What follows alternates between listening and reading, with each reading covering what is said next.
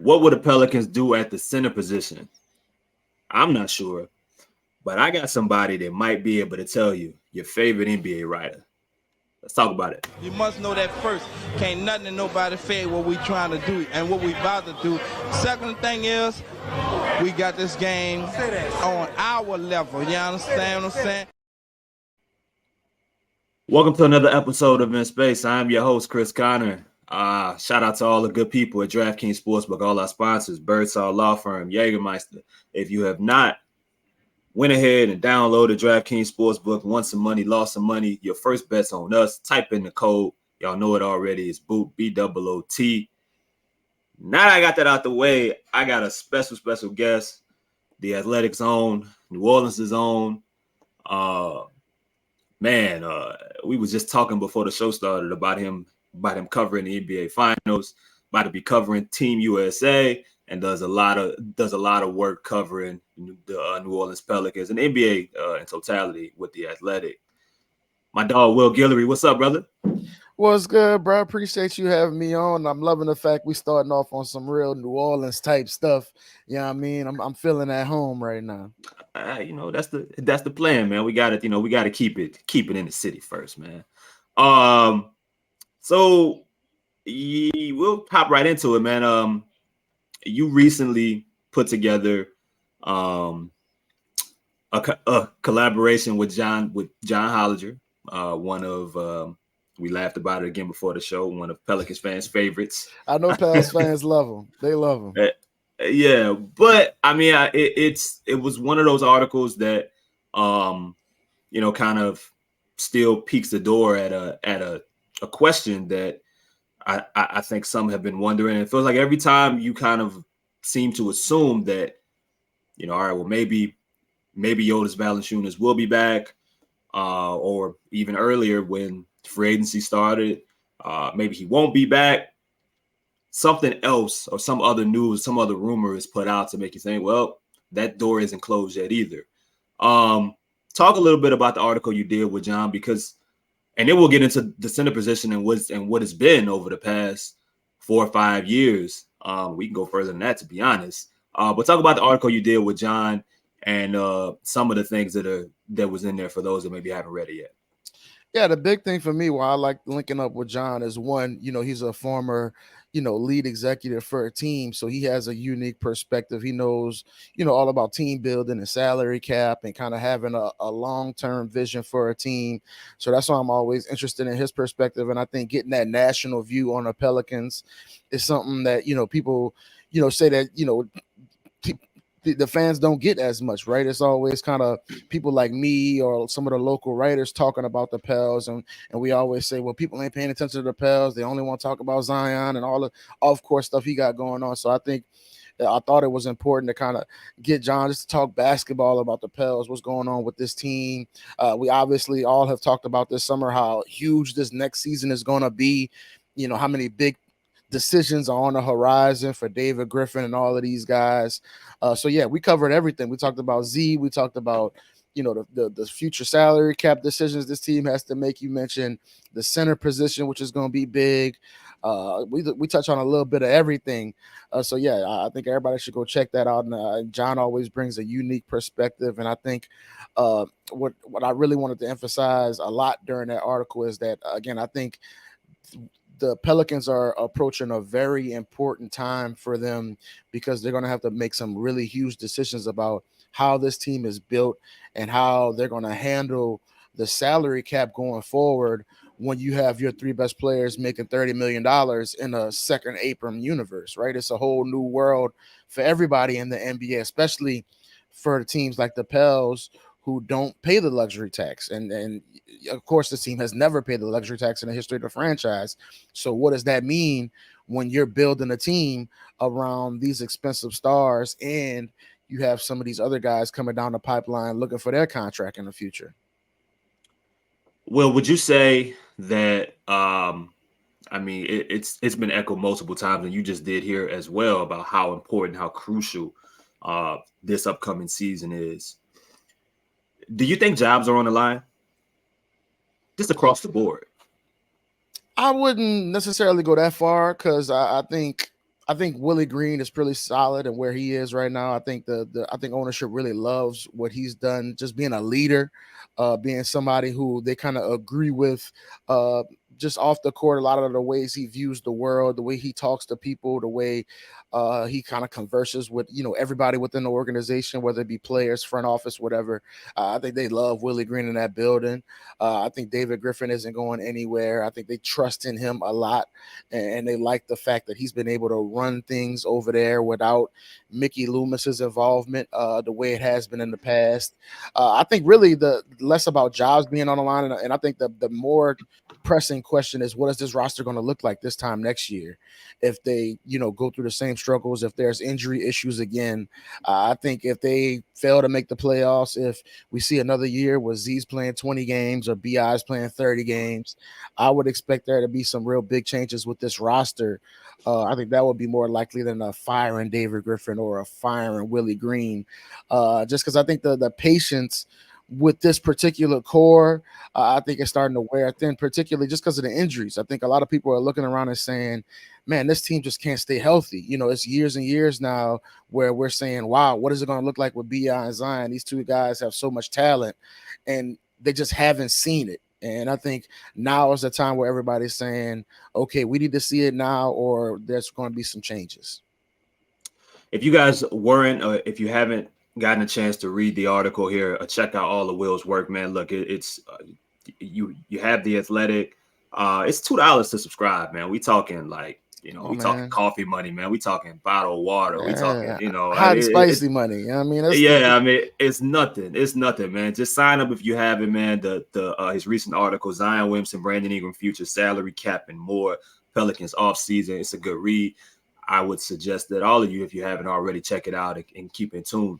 So let's talk more about this upcoming year. So there's been a lot of different thoughts about this team running it back. What are your thoughts about what exactly that means? I know we said, of course, like, you got to figure out, you're invested another year in the core in itself, but it seems like because of the injury history and the overall just lack of games, and some would say still some faulty holes on the roster. Is running it back being overplayed? Are people not looking at it from the right perspective? Are people too low? Do you think some are too high? Where do you think the bar should be set in regards to, at least from your perspective, when we're talking about expectations for this team, when there's so many different question marks once again, just in regards to what kind of health that you're going to be seeing from your core? Yeah, I mean, I can understand fans saying like, yo, this team hasn't won. Why are we just bringing it back and hoping things are going to be okay? I certainly get that. And I think, I understand from the Pels perspective, not just them believing in the talent, but, what David Griffin has said all the time, he's building this team with a certain thought process as far as culture, as far as personalities meshing.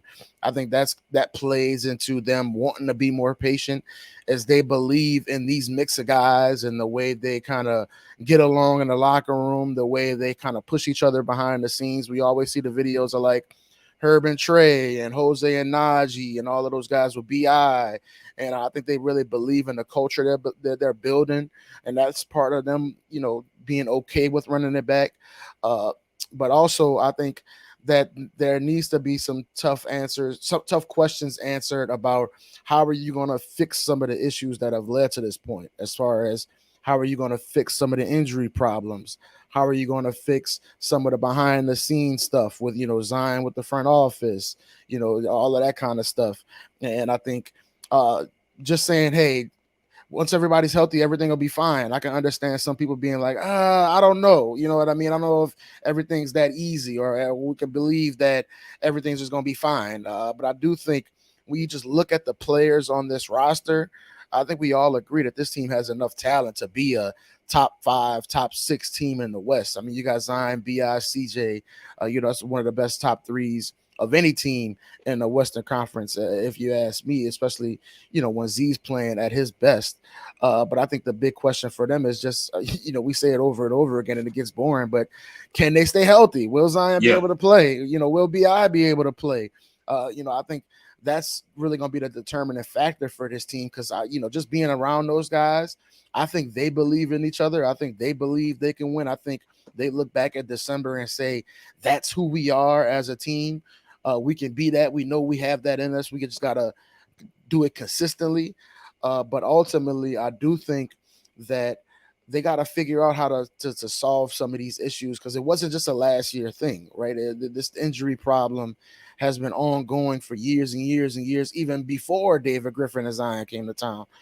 So I think it's a big organizational question. How are they going to keep these guys on the court, and how are they going to prevent some of these injuries from going from 6 weeks into 3 months? Because that's something that was a big problem last year. It wasn't just the injuries, it was the re-injury while trying to come back from the original injury, which is a question of how are y'all handling things on the medical side? Are the players doing the right things during that rehab process? So all of that has to be taken into account. But I do think they are fortunate to be in a place where they're not questioning if these guys are good enough. We know Zion's great. We know BI is one of the best, at least number 2 options in the NBA. We know CJ, when he's on, he's a sniper. He can knock down threes and he knows how to play winning basketball. It's just about keeping these guys on the court. And I think that's can be even more frustrating than, one of the old school Orlando Magic where you're saying, hey, we got Aaron Gordon and Vucevic. These guys are good, but how good are they? You know what I mean? I don't think the question is that. It's just about, can you keep these guys on the court? I think that's the tough thing. Yeah, man. And this offseason, you've seen, it feels like a real business approach by a lot of the players. Trey's been, for example, Trey Murphy's been putting in work since, the season ended, right? He's been all over the globe working on his game. We've seen Herb. We've seen pictures of Jose, but he's still getting himself together from the stress fracture at the end of the year there. Haven't really seen much of Zion, but you've heard from Zion and you've probably heard probably some of the better comments or commitments of sorts strictly from him verbally that you've seen in maybe if ever since he's been in New Orleans. We know what Brandon's been doing. We know what he's about to do. Dice has been in summer league. There are a lot of things I think from a basketball perspective. Like CJ's healthy now. Like there's a lot of things I think to be excited about for this team. It's just like you mentioned, from a talent perspective, you got a lot of different elements that should and could go well. Like it's no reason this team shouldn't win at least 50 games, but you got to get your stars have to play at least 50 games for that even all right, so we'll see how that goes. I mean, we'll hopefully, you get through a clean FIBA World Cup, of your guys. You got a lot of, and which we'll talk about some of the players that are being there. You'll be in Vegas doing some work there, but let's talk about the center position. I'm gonna throw out some names over the past 4 or 5 years, and you're gonna tell me what's in combination, just what's been going wrong with that position and what route should they go to fix it, and some rumors that was actually in the article that you put out about some guys that this team's been linked to. So in the David Griffin era, we've seen Derek Favors. We've seen Steven Adams. We've seen Billy Hernan-Gomez. We've seen Herb at the 5. We've seen Zion at the 5. We've seen Jonas Valanciunas. There's been a lot of different individuals, and I'm sure that there's someone I'm missing. Larry, okay, you got Larry Nance. We've seen Wenyen Gabriel, who is I mean, you name it, you've seen Nicola Melli. Yeah, there's the 5 era. Yeah, there's been a lot of different individuals that's been brought in. That's been along this ride. This is strictly just in the David Griffin era of sorts to kind of figure out that center position. They haven't quite been able to do it. And that leads to the conversation around Jonas Valanciunas. I think a lot of us will assume that Jonas wouldn't be returning. It just seemed like through some things that were said privately and just the way that this team, the only way from a roster perspective, the only big moves that this team, it felt like they could really make outside of trading a draft pick and from a salary perspective would have to kind of involve Jonas Valanciunas unless you were making a larger move. Once they decided to run it back, that seemed like the only real option. But we are now August 2nd, and he's still a Pelican.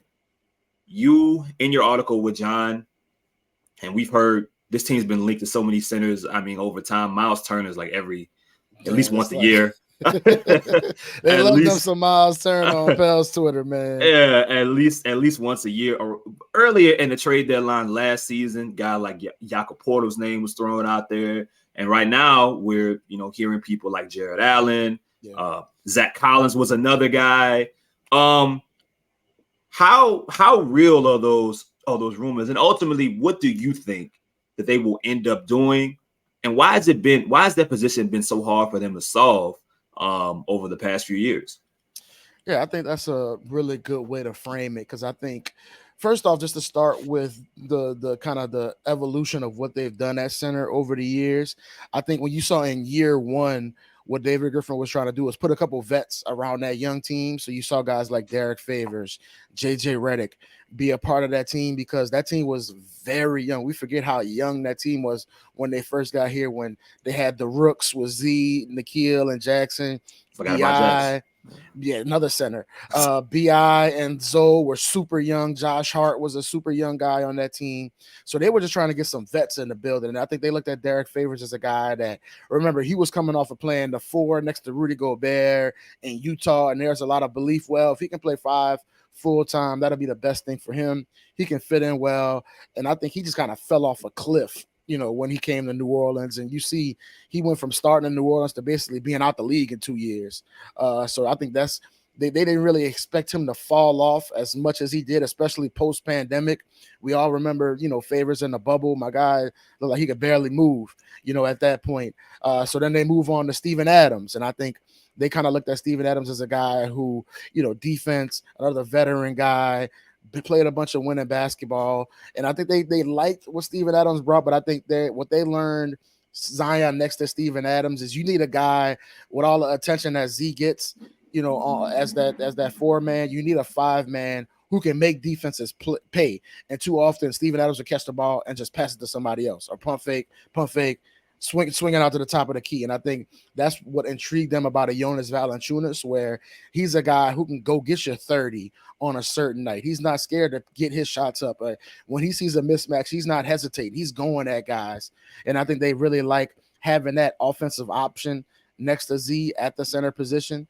So I think that's something that we're going to see moving forward with them, is having a guy next to Zion who can make defenses pay. And I know kind of the fascination a lot of people have is getting a floor spacer at the 5, getting a Miles Turner or a Kelly Olynyk type of guy, Mike Muscala, a guy who can step out and hit threes. Me personally, I've always thought that was kind of overrated. Getting a center who can shoot. For me, what I would prioritize next to Z is a guy who can play defense and get rebounds, because those are two things that Z kind of lacks. At the 4 position, I think having a guy who can complement him in those 2 areas, I think is more important. Because if you look at even like a guy like Miles Turner, in his best years, he's taking like 4 3-pointers a game. I don't think defenses are like, we can't leave Miles Turner open, so we got to get out of the paint. I think teams are going to be like, let Miles Turner shoot. We don't want Z shooting layups. So I think the big thing is getting a guy who can complement Z on the other end of the court, because Z's going to play in crowds no matter what. Of course, you could do stuff to kind of lessen those crowds, but teams are going to build a wall against Z, and you got to just find ways to work within that.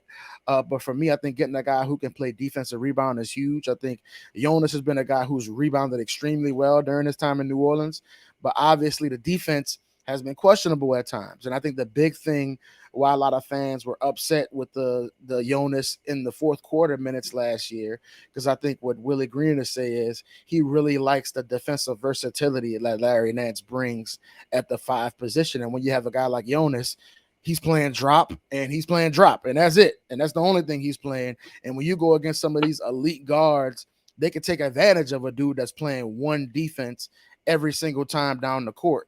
And I think with Larry Nance, we always talk about his ability to switch, but Larry's great because he can hedge high. He can switch. He can play drop. He could do anything you want at the 5 position, and he communicates really well. The big issue with Larry is lack of size, lack of rebounding, right? Lack of rim protection. So I think that's where you get a guy like Jared Allen, who I think will be an incredible fit next to Zion and BI, just because I think he can do all of those things that Larry Nance does as far as defensive versatility, but he's also big enough to rebound and protect the rim, and he can run the floor, be a lob threat. I think he does a little bit of the things that Jonas brings offensively, but he does basically everything that Larry Nance does, and I think that's the big thing for them. But I think when you look at a Larry Nance, I think this is where we get into the complicated dance that the Pelicans have to do, because with Jared Allen, he still has 3 years left on his contract, right, at $20 million per year, which is a pretty good number for a starting center, especially if you consider him a fringe all-star. $20 million is pretty decent. But then you look at a future with this team where next summer you're hoping to give Jose Alvarado a new contract. 2 summers from now, you're hoping to give Trey Murphy the bag. And we know if Trey Murphy keeps improving the way he does, Trey is going to get the bag. And then now we're looking at a future where you're paying Zion a whole bunch of money. You're paying Brandon Ingram a whole bunch of money. You're paying Trey Murphy a whole bunch of money. Can you afford to have a $20 million center? And I think that's going to be the big question for this team is how can you get a quality center in that position, but not have to pay him a whole bunch of money and take away from your perimeter guys who they feel really good about. So I think that's going to be a real tough thing for this team to do. It's going to be a real tough needle that David Griffin is going to try to thread, but I think they're going to try to figure it out just because like I said, they believe in this talent. They believe in this core. And I think they want to find somebody who can bring that defensive element that Jonas doesn't quite bring. But I want to also say this. I think I was surprised that Jonas didn't get moved this summer. I'll add that to my list. But I don't think it was like a Billy Hernangomez situation where I think we all inside the building kind of saw the writing on the wall with Billy, and we all knew that he wanted to be somewhere where he could play. I think with Billy, he's a good soldier and he still was a great teammate last year. But I think it was understood that, Billy was ready to move on. Billy wanted to go somewhere else. And I think with Jonas, Jonas enjoys being in New Orleans. I think Jonas, bought a home here. His family's here. He really likes it in New Orleans. And I don't think he's in as much of a rush to leave as Billy was this summer. So I think, obviously he's a expiring contract now, and that brings a whole different element. But I do think Jonas wants to be in New Orleans, and I think he wants to figure it out with this group.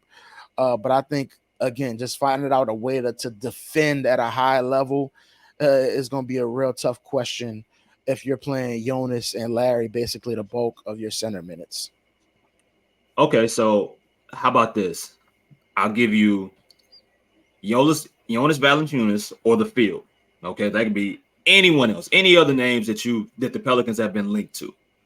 Jonas or the field, who are you taking or what are you taking in regards to regular season, game 1, barring injury? Who's going to be the center, the starting center for the Pelicans? Who do I think should be or who will be? Who will be? Will it be Jonas or will it be the field? Anyway. I'm going Jonas. I'm going because I think once you get past the draft, I think it's a little more difficult to get those type of deals done. I think it's easier to kind of throw a pick out there to a team when they have ability to make that pick now. When you're talking about future picks, and I think we've had this discussion before about the Pels being hesitant to get off of some of those future Laker picks or future Buck picks. So yeah, I think Jonas is going to be the guy as of right now. Will he finish the season? I think is a different question.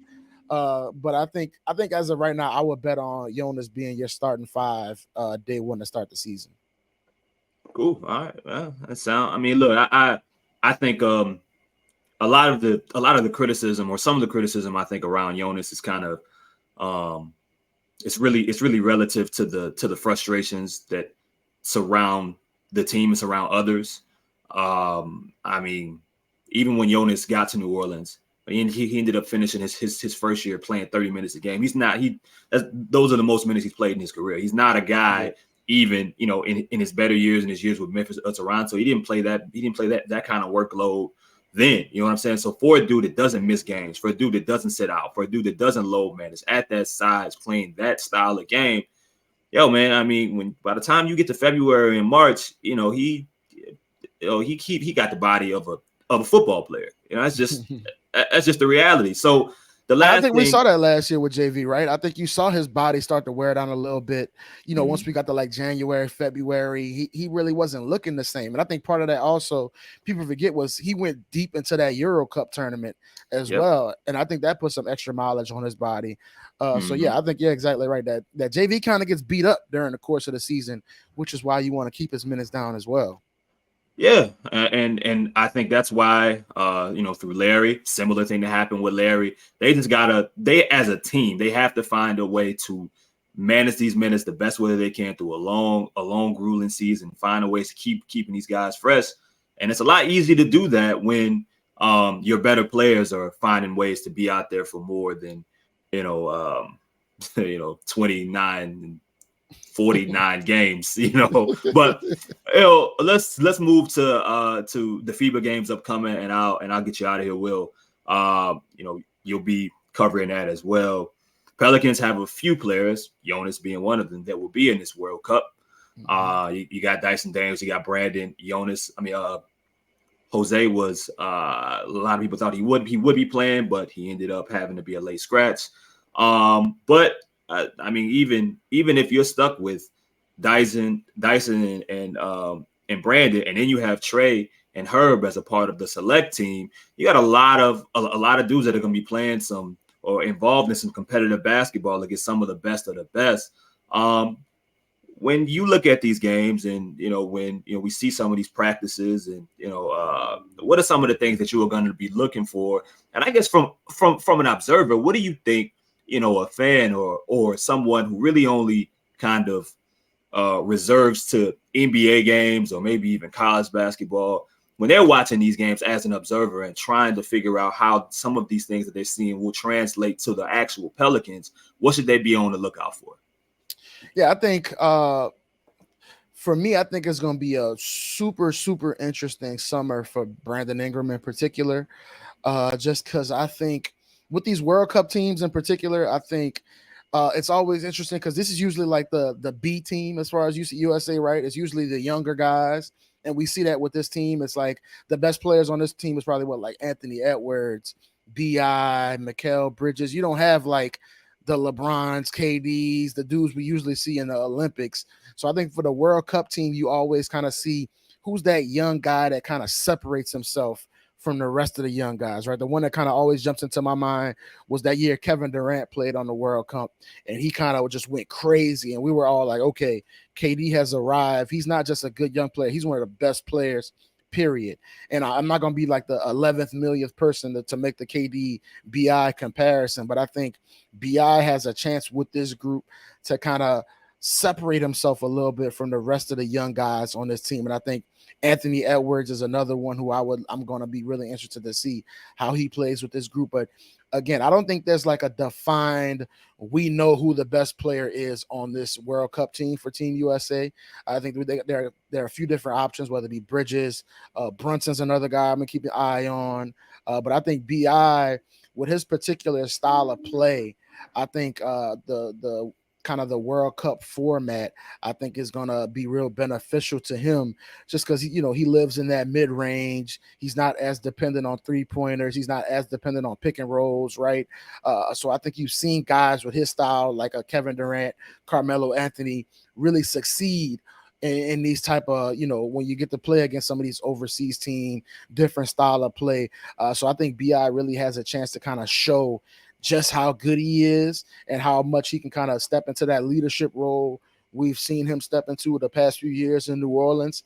And I think also just his playmaking. I think, anybody who's watched the Pels closely knows his playmaking has gone to another level these past couple years. And I think if they do put the ball in his hands and allow him to be a creator a little bit more, I think that's another way for him to kind of separate himself from some of the really good young guys on his team. So I'm super interested just to see if he really goes out there and really gets his alpha on, really announces that, yeah, I'm not just as good as these guys. I'm better than these dudes. I'm a step above. And I think that'll be a huge stage for him to kind of show that and kind of prove to the world. Because I think a lot of people in New Orleans, we all know how good BI is.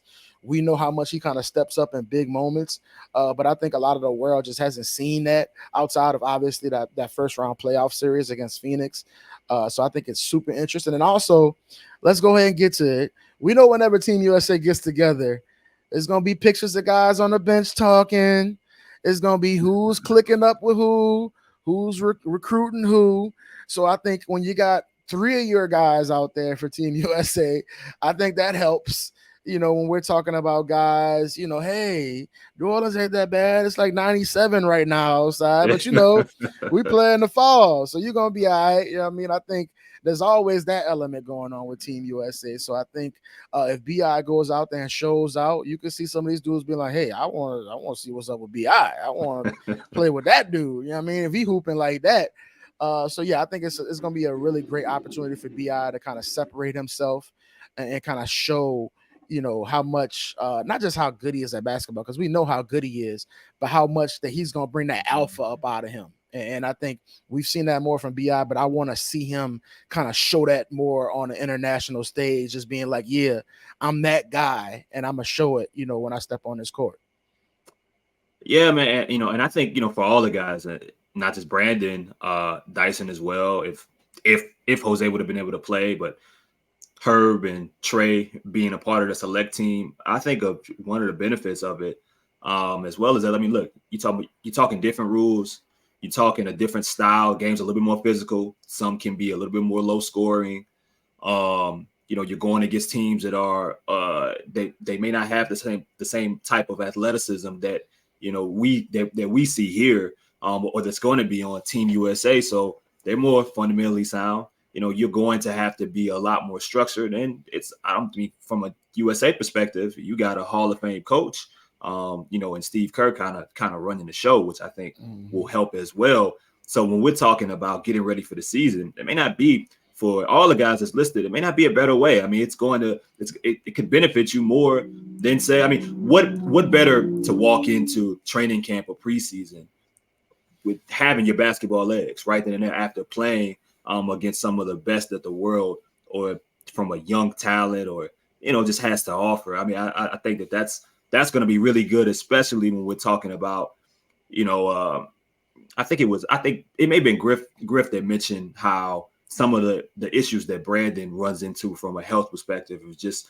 needing to find ways to keep that motor going and carrying that momentum from these games to walking into training camp to preseason into the start of the season might be good for him, and get more games out of him, the most that we've seen since the Stan Van Gundy era, which for all the different knocks that happened to be the most games that Zion and Brandon have played together. So yeah, man. But I do think from the other perspective too, I think we always see guys come back from Team USA playing a lot better because Team USA forces you to kind of step outside of your box that you're used to playing with your team. So I think that's super interesting for BI to be like, hey, how much are they going to be pushing him to play defense, rebound, be kind of step into a different role than what he plays in New Orleans, and how much does that benefit him once he comes back to New Orleans, kind of looking at the game from a different perspective, having to demand different things of himself. I think it's going to be really interesting to see how that affects how he plays in New Orleans. But I don't want you to escape here. I want to ask you, if you took this Team USA squad, you put them on 2K, who's your number one option? Because I look at this roster and I think it's really tough. I don't know who's my number one option. And if I'm Steve Kerr and I'm running this team, because they got so many dudes who I feel like they're like right around the same level. You know what I mean? Yeah. They all offer you, something different, right? I think it's Ant, but I think Brandon by the end of the tournament could establish that it's not, because here's the thing, right? If I was building a team, like it would be in blocks. Like a guy like Brunson might be a guy that, I'm starting the game, getting actively going. Ant would be throughout the time. He would probably be my stabilizer, and Brandon will be my closer. But if you're asking me who I think is the ultimate better player, man, The difference is, and I got it, and I want to see it more. I want to see it more from Brandon. Ant has a switch and a mold that he gets into, not just offensively, but on the other side of the ball. Bingo. You remember that you remember, and Brandon knows this. Regular season finale. I was talking about this with Maples, and it pissed me off all over again just thinking about it, because I'm sitting there. Brandon gets off to this great start. McDaniels gets in foul trouble. Who had the Brandon assignment, punches the walls, out for the rest of the season. That slowed further to Kyle Anderson and Rudy Gobert getting into it. Yep. So now Ant has the Brandon assignment. And he plays some of the best defense that you will see anybody being able to play against Brandon. We're talking about a dude that's 6'4", going against a dude that, you heard Devontae Graham the other day saying, B.I. don't see nobody when he, when he's shooting, when he got it going. He don't see nobody shooting over a chair. He saw Ant that day, so that's the only difference. And that's where you mentioned how being a part of this team is going to force a lot of guys to do things that maybe they only do on occasion well. Maybe they only tap into when they need it the most versus, you're not the star. You're not the star. You have so many guys that's kind of lapping this on top of each other when we're talking about structure or status, kind of figure out who's the best. Like you said, I do think it's an argument for it. I think it really comes down, personally speaking, to B.I. and Ant. I think Ant's ability defensively, that motor that guy that he turns into, we know what kind of athlete he is offensively. He just he's wired a little bit different, but I don't think it's something that Brandon can't establish. If the Brandon Ingram that was in that Phoenix series or that ended, was it March? If that Brandon shows up, we're talking about a different individual. That guy is one of the best. It's one of the best players in the world. If he's that guy that shows up, so we have to see. I would give a slight edge to Ant, but I don't think it's a large enough gap that Brandon can't overcome it. I will say that. Yeah, I completely agree. I think that's what separates Ant and B.I. right now. I think overall, you can say B.I.'s offensive game is probably just a little bit more complete with his passing and the way he can score from basically anywhere on the court. Mm-hmm. But with Ant, you're right. When Ant decides to flip that switch and lock in on defense, the physicality he brings, that dog mentality, man. Ant, I'm telling you, I watched B.I. for the past 4 years now. I haven't seen many people dig up into B.I.'s jersey the way Ant did in that regular season finale. And we can look back on the final box score and be like, man, B.I. killed the Timberwolves. I was in the building. Ant was on B.I. He was in the B.I. And I think that changed that game. He changed that game. Once Ant locked in and really told B.I., nah, we shutting that water off. It's over for that. That changed that game. He had that crazy block against CJ coming from the weak side. Ant was just unbelievable, and I haven't seen too many dudes perform like that the way Ant did in that game. And I think that's what separates him at this point in their careers. I think that's what probably separates Ant and B.I., that ability to say, I'm gonna change the game on defense. And I think with B.I., a lot of the times he goes against dudes and say, okay, you kill it, I'm gonna get it back on the other end. And I think when Ant is able to say, nah, I'm going to shut your water off, and then I'll figure it out on the other end. And I think that's something we need to see more from B.I. And again, I think being in this environment, I think it'll be interesting to see if B.I. kind of taps into that part of himself a little bit more and starts demanding more of himself. And I think that'll make him a more impactful player overall. And it would do wonders. It would do wonders for the Pelicans, because when Brandon does lock in, we've seen it for certain stretches. We've seen it against certain individuals that maybe, he has an agenda or somebody that he seems to not care for the most. He can tap in into a different individual. You just got to see about Kuzma like that. Come on, I'm talking about you know what I'm talking about. I ain't want to say no names. You know what I'm talking about. Oh man, we getting out of here, man. Y'all be sure to like, subscribe, man. Tap in with Will. You can find him. I was about to say on Twitter, but it's not even Twitter no more. You can find him on X at Will Guillory. The name is there. Once again, wonderful writer, man, from from The Athletic. Love everything that he does here with the Pelicans. On at every game, you'll see him. Probably got on some nice shoes, shake his hand, give him the nod, have a conversation. With that, you were in space. You out. Najee. In the building. I told you last time, get with us or get out of here, man.